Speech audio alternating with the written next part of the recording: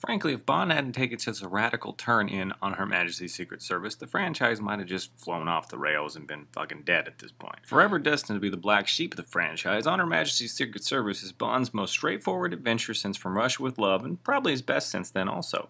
It's also one of the most faithful adaptations of one of Fleming's novels, and just like From Russia with Love, that's really a great thing because it's one of his best. The film starts with M and Q talking about Bond missing.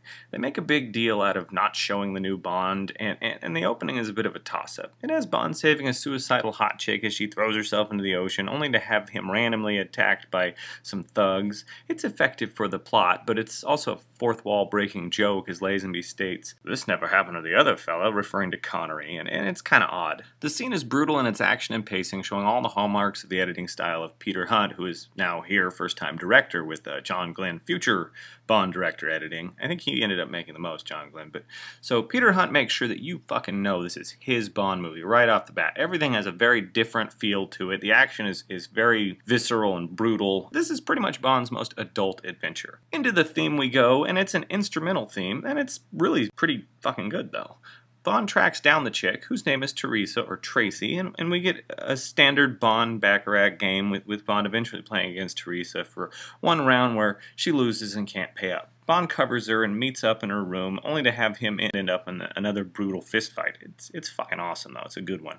I have to say that I really do like Lazenby as Bond. He seems more spry and believable in a fight than Connery did in the last few. The only thing I really don't get is the ruffles. He constantly is wearing ruffles, and it must have been a fad at the time. So Bond and Teresa hook up in Bond's room, and Bond slaps her around a bit for answers.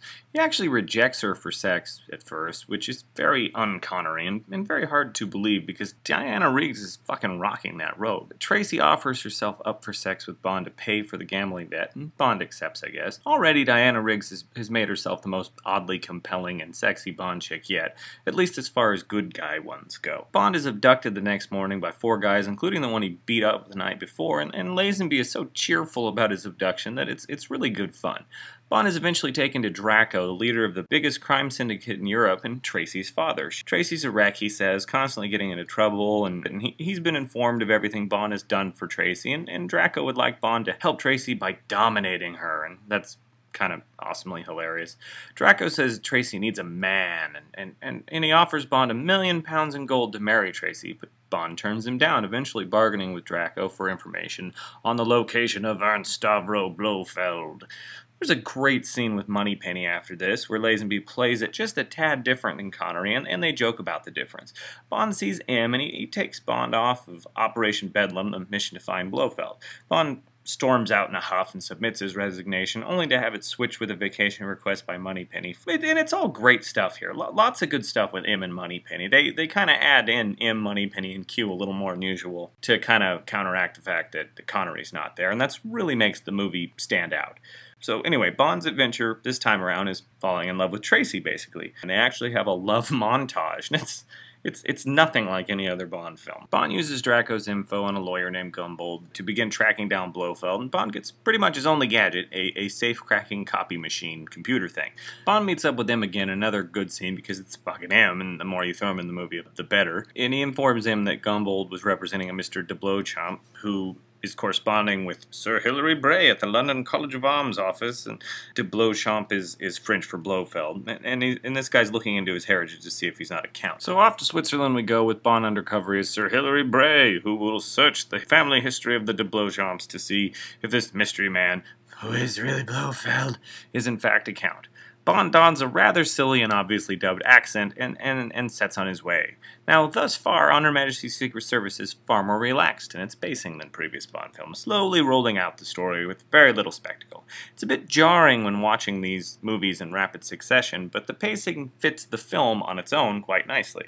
So, Bond is on his way to Piz Gloria with Irma Bunt, and we learn that the mountaintop installation the Count has is a setup for, like, allergy research. A jarring scene pops up when Blofeld comes face to face with Bond, and doesn't recognize him. It doesn't harm the film on its own, but it takes you out of the story because obviously Bond has interacted with Blofeld in the previous film, and Blofeld seems to know who Bond is, and I always kind of figured they knew what he looked like. The films are all adapted out of order from the books, and in the book they hadn't met yet, so it doesn't really matter though. For just the movie on its own, it's fine. Bond eventually learns that Blofeld's patients at his research center are all hot chicks, and there's some really weird shit with what they're eating, and there's a couple of boner jokes, and eventually gets captured, and Blofeld explains he's got this whole plan about bacterial warfare, which is pretty cool. Bond eventually escapes, and there's this great stellar chase down Piz de Gloria down the mountain, and all the skiing stunts are really spectacular, and I like the stuff with Bunt and Blofeld's cronies hunting for Bond in the town,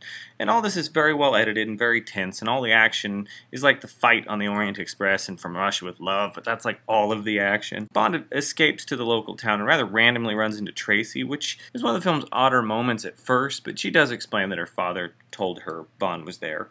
I do like what they do with Tracy. She saves him, and the movie does a good job with Bond and Tracy meeting back up here. I like Bond's "you've got sharp eyes and beautiful earlobes."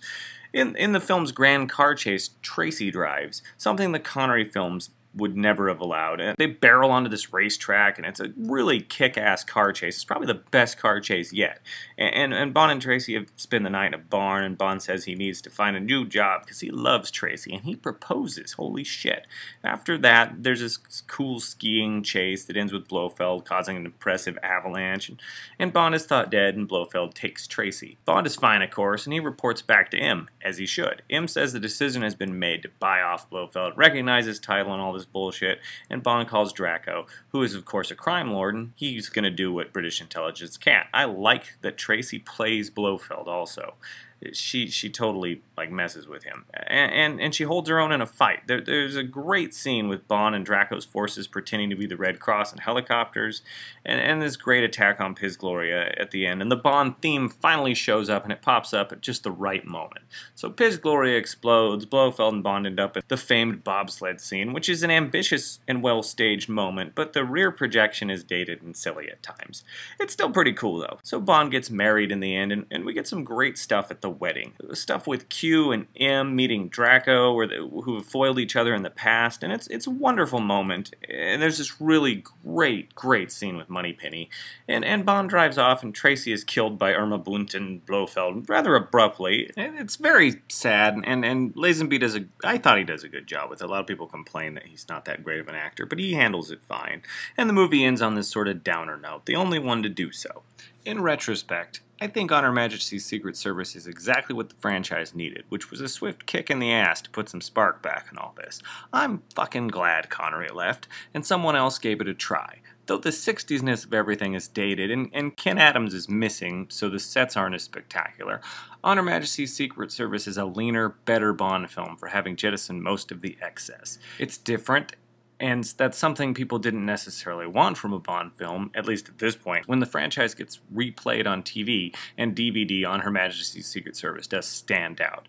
What is supposed to work works great here, though. Diana Riggs is stellar. Telly Savalas is the series' best Blofeld, though I still think he's obviously miscast. I mean, I know he's bald and all, but he's supposed to be a French count or some bullshit, and he doesn't even attempt an accent. The action is the best yet, also, with the skiing stunts coming close to the amazing underwater stunts of Thunderball, and the fights being the series' best so far.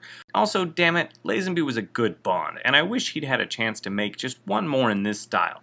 The series would still do better than On Her Majesty's Secret Service, but they would never get as ambitious or as unique.